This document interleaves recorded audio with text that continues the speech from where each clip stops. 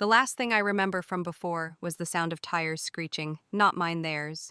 The SUV that ran me off the road never stopped. It didn't slow down, didn't glance back, just disappeared into the fog like a ghost with purpose.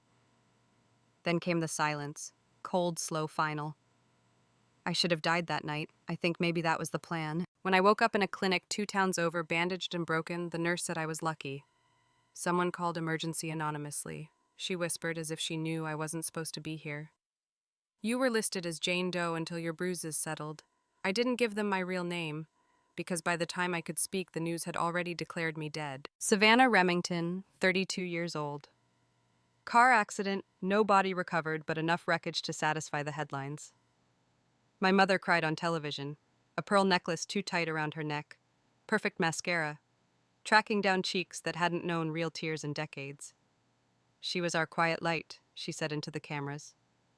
We'll never forget her. What a performance. The funeral was closed casket, of course, too gruesome to view, they said, which was convenient. It's hard to host a service without a body.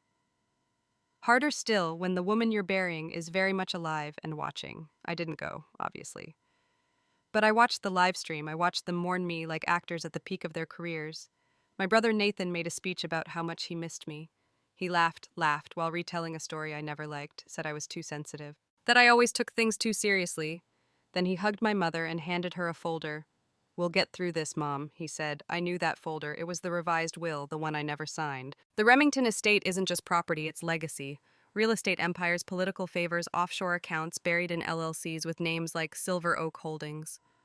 I was the only one who knew where all the skeletons were, and the only one who didn't play dirty until they did it to me. Let me tell you about being the daughter they don't know what to do with. I wasn't a trophy. That was Betrayal, my sister, the polished one. I wasn't a shark in a suit. That was Nathan. I was the one who asked questions, who pulled numbers, who showed up to board meetings with facts that embarrassed them, and they hated me for it. So they buried me, not in dirt, but in paperwork and headlines, in a narrative so carefully spun, it almost fooled me too. I stayed hidden for 2 weeks after the crash, just long enough for the lawyers to move, for the accounts to shift, for my name to be stripped from the family trust. They moved fast, almost like they'd practiced. The clinic discharged me after I paid in cash under a name I'd created years ago, just in case I disappeared into a town with no cell service and no questions. And I watched. They didn't grieve. Not really. Nathan bought a Tesla the day after the memorial. My mother listed the guest house on Airbnb and called it the Sanctuary. My sister announced a new foundation in my name, the Savannah Grace Foundation for Emotional Wellness.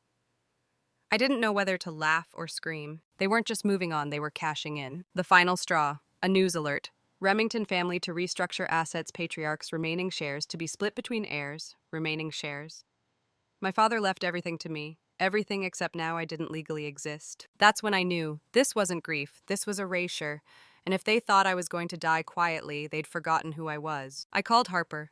She didn't pick up the first 3 times or the 4th, but on the 5th, she answered Savannah. I could hear the air leave her lungs. I need you, I said. I knew it, she whispered. I knew something didn't feel right. Harper wasn't just an old friend. She was a corporate lawyer who'd been blackballed from the Remington circle after she found an accounting inconsistency my brother called a clerical error. They ruined her career for telling the truth. Now it was time for the truth to ruin them. I have copies of everything she said, emails, drafts. The original will, even the voice memo, your father left me before he passed. My heart cracked at his name. He'd been the only one who never tried to silence me, the only one who believed I should lead the company someday, but his death had opened the door for wolves. I want everything back, I told her. No, Harper said. You want more than that. She was right. I didn't want revenge. I wanted to resurrect myself publicly, visibly. Powerfully let them see the ghost they tried to bury and then watch me burn their house down, so we planned. And I waited. But not like a victim, not like the dead, like a storm offshore gathering wind. Because when I crash back into their lives, it won't be to ask for a seat at the table. It'll be to flip the whole damn thing. People think being dead means silence, darkness, stillness. They don't understand what it's like to be forgotten on purpose, to be alive and watching them laugh without you, steal from you, rebrand you into something you never were. It's not silence. It's noise so loud it buzzes in your teeth. I moved into a 1-bedroom above a laundromat on the edge of town, a A cash deal, no lease. The kind of place where no one asked your last name as long as you paid in advance. The floors creaked, the wallpaper peeled, but the Wi-Fi worked, and that was all I needed to watch my family destroy me in real time. Nathan was first. He sold my condo in Tribeca, not transferred. Sold the apartment our father bought for me when I graduated from Stanford, listed quietly under a holding company, now traced back to him. He used the proceeds to fund Remington Urban Growth, a startup meant to reclaim distressed neighborhoods. Translation: gentrify low-income communities. In Dad's name, Savannah's name, my name. Brielle hosted a charity gala the following weekend. The invitations were pink and gold, embossed with lilies and grief. In loving memory of my sister, whose passion for mental health inspired me to launch the Savannah Grace Foundation. There were influencers on the guest list, a champagne wall, gift bags. My death had become her aesthetic. I watched the live stream from my tiny kitchen, sipping stale instant coffee as she spoke into the mic in a silk gown I once wore. She was fragile, Brielle said, tilting her head just enough to glint under the lights. A beautiful soul who couldn't handle the pressure. I nearly threw my cup at the wall. Fragile. The word tasted like poison in my mouth. I had carried this family through 3 real estate downturns, helped my father restructure our overseas portfolio, caught Nathan's first embezzlement slip when I was 25, but now in death I had been rewritten as a delicate flower who broke in the wind. That night I stared at the ceiling until dawn and whispered to no one. They didn't just bury me, they rewrote me. Harper came by the next morning with 2 laptops, a bag of Thai food, and a folder thick enough to kill someone with. They moved fast, she said, dumping the papers on my table. Almost like they had a plan, I murmured. They did. Her voice was steady, cold like steel. You don't draft an emergency will and file new trust paperwork within 72 hours of a death unless you've rehearsed it. I flipped through the documents. My signature was forged poorly. Even in death, they hadn't respected my attention to detail. Do we have the originals? I asked. We have more than that. Harper slid a USB across the table. Your father's last audio memo, time-stamped 3 days before his heart attack. I didn't move. Play it, she urged softly. My fingers trembled as I inserted the drive. Then I heard his voice. Savannah, if you're hearing this, it means something's gone wrong. My breath caught. And knowing this family, I wouldn't be surprised if they've tried to twist what's mine into theirs. He went on naming me as primary heir, stating in clear terms that Nathan was not to control the board without my co-signature. He even referenced a secondary will, the real one stored in Harper's possession. He trusted her, not them. And that was the first moment since the crash. I let myself cry. They hadn't just stolen my name. They had tried to erase my father's final decision. That made it war. We started collecting emails, IP logs, board meeting transcripts. Harper had kept it all. I reached out to 2 of our father's former advisors, both of whom had been pushed out by Nathan posthumously. They were furious, and they were ready to talk. I opened shell companies, moved funds I had stashed long ago into fresh accounts under a new identity. Ava Greer. Ava bought up 2% of Remington Real Holdings through a silent partner firm, then another 1%, quietly, slowly, just enough to earn a seat at their quarterly meeting without revealing myself. The best revenge isn't rage, it's presence. Letting them feel your breath in the room without knowing where it comes from.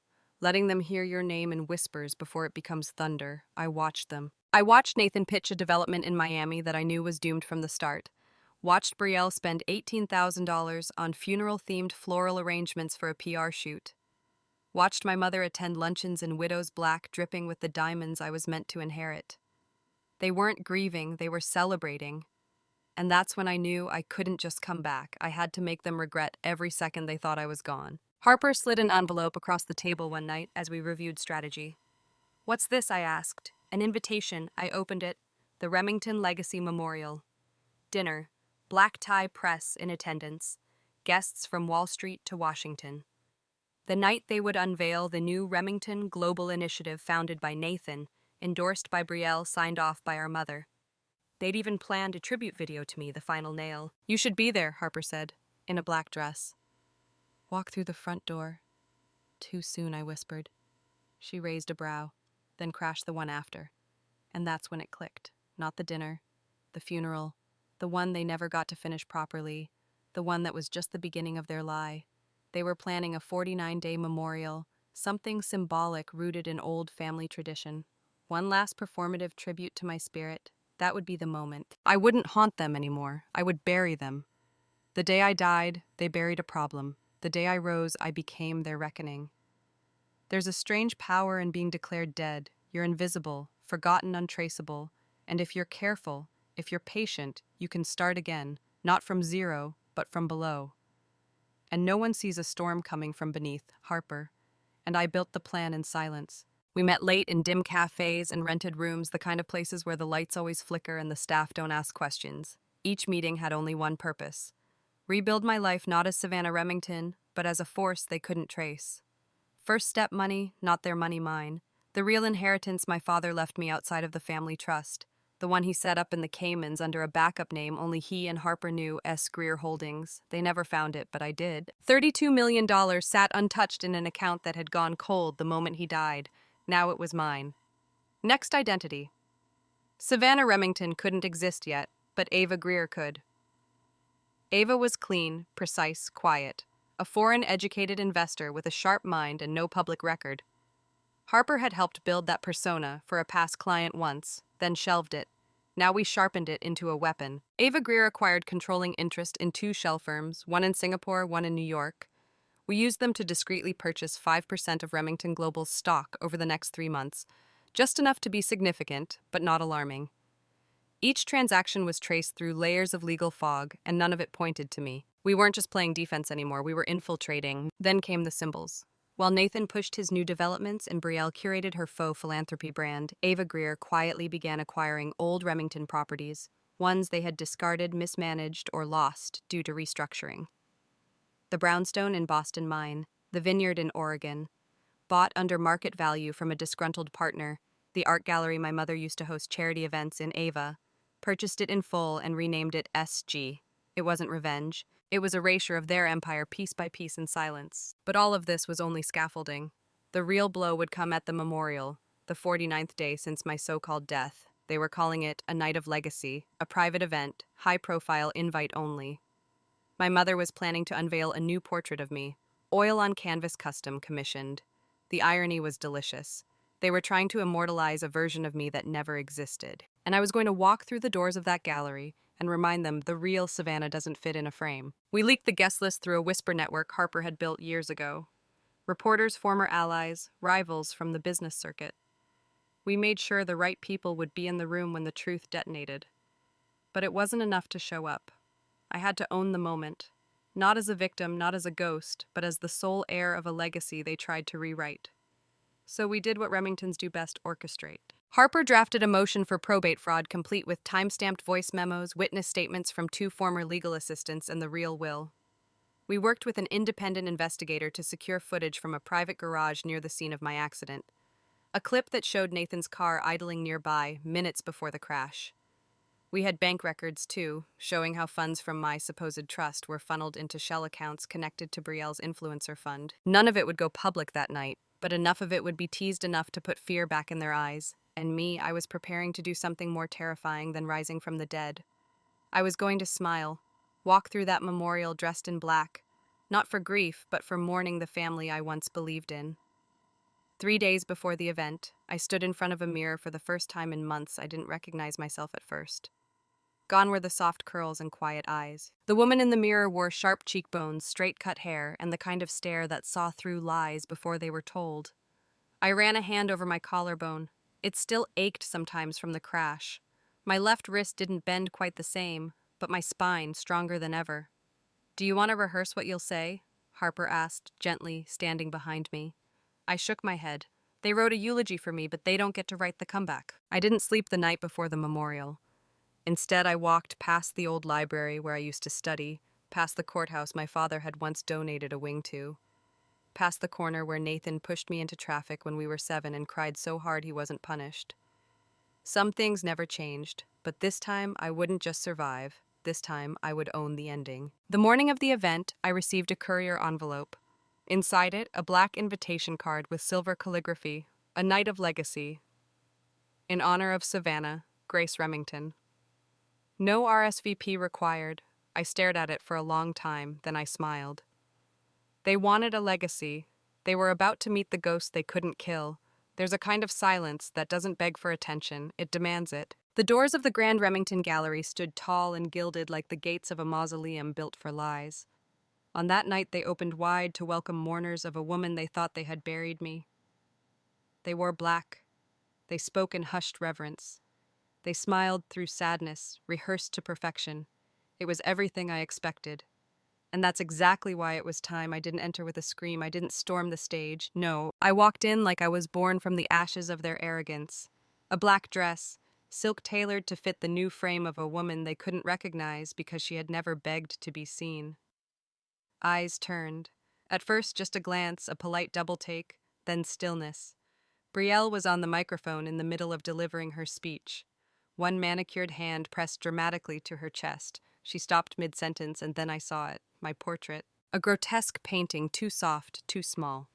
Lips parted like I was whispering apologies from the grave. That wasn't me. It never had been. Nathan stepped forward first, eyes wide, mouth twitching at the corners. He thought I was an actress or a ghost, or his own guilt clawing its way out of the shadows. Who he started. I tilted my head. Hello, Nathan. Gasps. A clatter of wine glasses. Someone dropped their phone. My mother. Ever the performer gripped the edge of the table like she'd just seen the second coming. Savannah, she whispered. But you died. I took the mic from Brielle without a word. Her hand trembled, her mascara smudged. I looked at the crowd. People I had once shaken hands with sat beside Trusted. Their faces read like a sea of headlines waiting to happen, and I gave them the story they came for. Reports of my death, I said slowly, have been greatly exaggerated. Scattered nervous laughter, I smiled, slow and sharp, but the betrayal, the theft, the forged documents, the fake tears, the lies, those were all very real. I turned to my family. To you, I was never a daughter. I was an obstacle, an inconvenience, a name on paper that got in the way of your plans. Brielle opened her mouth. I raised a hand. No, you don't get to speak over me anymore. I turned back to the crowd voice, clear as glass. My father left me everything. Every asset, every share, every right to the legacy he built from the ground up. And instead of honoring that, my family tried to bury it. Literally. Harper stepped forward, handing folders to reporters and photographers with a lawyer's precision. Inside, the real will bank transfers. The timeline of my staged death gasps turned into murmurs. The room shifted. Nathan tried to lunge toward the podium. Security blocked him. My mother remained seated cold and motionless, clutching her pearls like they were all she had left to hold. Tonight, I said, was supposed to be your night. A night of legacy, a tribute. I walked up to the portrait, pulled it from the easel, let it crash to the floor.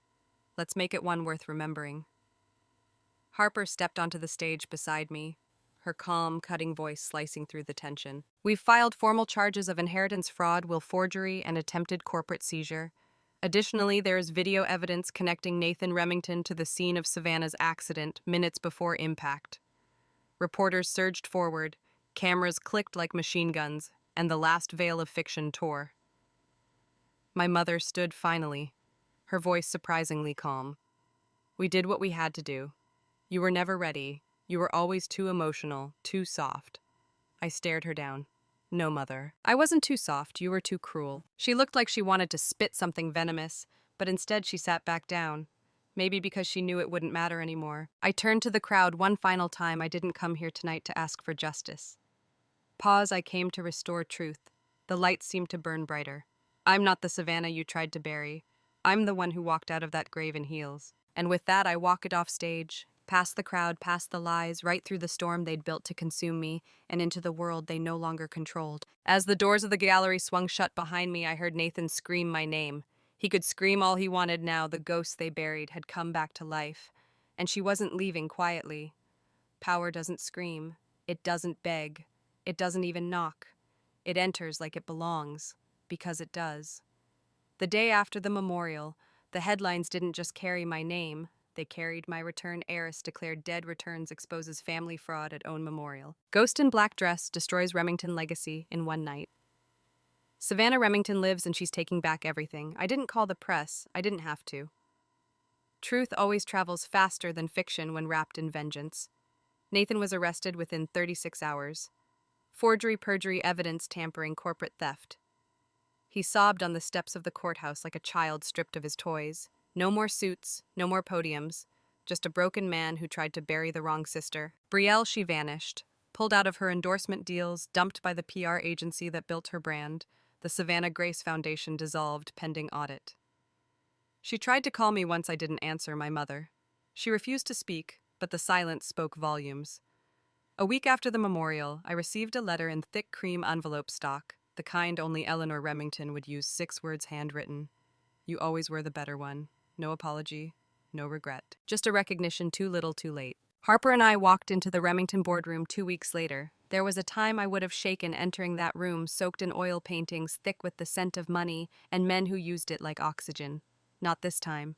This time I was the storm walking through their glass castle. I wore black again, not for mourning, but for clarity. It reminded them I was the shadow they couldn't control, and now the future they couldn't outrun. I placed the real will on the table. Harper slid her briefcase open. You've read the news, she said. Now read the law. They had no fight left. Unanimously, they voted me in CEO, chairwoman, majority shareholder. No one dared to meet my eyes. They didn't know what I would do, burn the empire, sell it.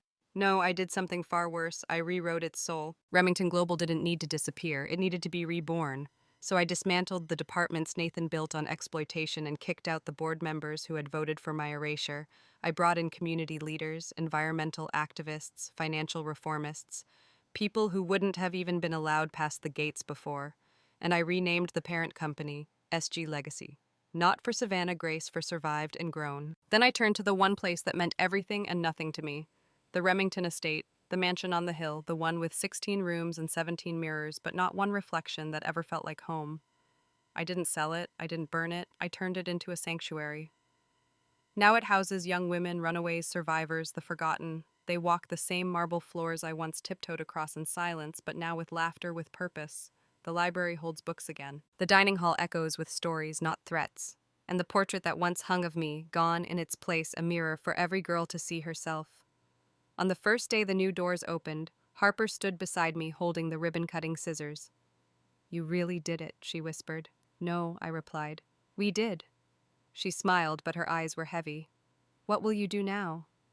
I looked toward the sea beyond the estate. The place where my father once said legacy is what you build for strangers who don't even know your name yet. I'm going to live, I said, not as a Remington, but as the woman they tried to erase and failed. That night, I stood on the terrace of the old mansion. I watched the waves crash.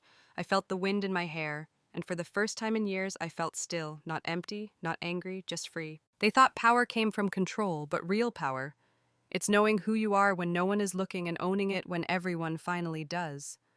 I didn't return to haunt them. I returned to bury what they tried to build on my grave. And I did. Brick by brick, truth by truth, step by step. Until the empire they tried to steal became the foundation I stood on. My name is Savannah Remington. But when they write about me in history, they won't call me the girl who came back from the dead. They'll call me the one who buried her empire and then built a legacy no one could kill.